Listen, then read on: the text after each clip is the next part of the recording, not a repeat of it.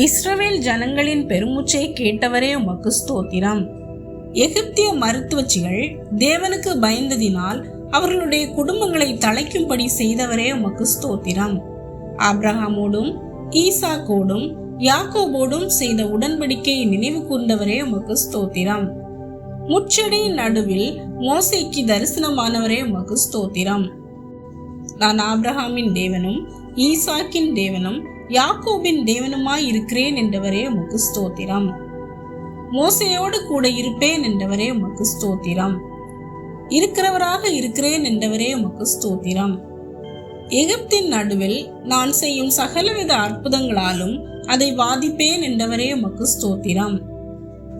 இஸ்ரவேலரின் பெருமூச்சை கேட்டு என் உடன்படிக்கையை நினைத்தேன் என்றவரே உமக்கு ஸ்தோத்திரம். திக்குவாயும் மந்தனாவும் உள்ள மோசேயை ஜனங்களுக்கு தலைவராக தெரிந்து கொண்டவரே உமக்கு ஸ்தோத்திரம்.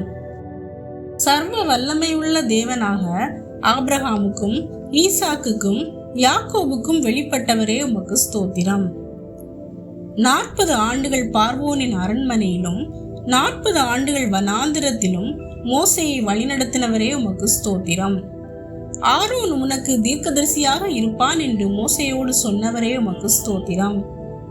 எகிப்து தேசத்தில் என் அடையாளங்களையும் அற்புதங்களையும் மிகுதியாய் நடப்பிப்பேன் என்றவரே உமக்கு ஸ்தோத்திரம். மோசேயின் கோலை சர்ப்பமாக மாற்றி அது மந்திரவாதிகளின் கோல்களை விழுங்க செய்தவரே உமக்கு ஸ்தோத்திரம். நதியின் தண்ணீரை இரத்தமாக மாற்றினவரே உமக்கு ஸ்தோத்திரம். நதியிலிருந்து தவளைகளை புறப்பட செய்து எகிப்து தேசத்தை மூடும்படி செய்தவரே உமக்கு ஸ்தோத்திரம். எகிப்து தேசமெங்கும் பூமியின் புழுதியை பெண்களாக மாற பண்ணினவரே உமக்கு ஸ்தோத்திரம். எகிப்தியரின் வீடுகளும் தேசமும் பலவித வண்டுகளால் நிறையும்படி செய்தவரே உமக்கு ஸ்தோத்திரம். எகிப்தியரின் மிருக ஜீவன்கள் மேல் கொடிதான கொள்ளை நோயை வர பண்ணினவரே உமக்கு ஸ்தோத்திரம்.